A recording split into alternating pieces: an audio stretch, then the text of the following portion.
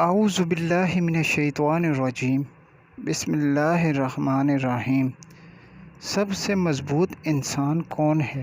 حضرت انس رضی اللہ عنہ سے روایت ہے کہ نبی پاک صلی اللہ علیہ وآلہ وسلم کچھ لوگوں کے پاس سے گزرے جو پتھر اٹھا رہے تھے۔ آپ صلی اللہ علیہ وآلہ وسلم نے فرمایا، یہ لوگ کیا کر رہے ہیں؟ لوگوں نے کہا کہ یہ پتھر اٹھا کر سختی یعنی قوت مضبوطی حاصل کرنا چاہتے ہیں۔ نبی پاک صلی اللہ علیہ وسلم نے فرمایا، کیا میں تمہیں اس سے بھی قوت والی یا مضبوط چیز نہ بتلاؤں؟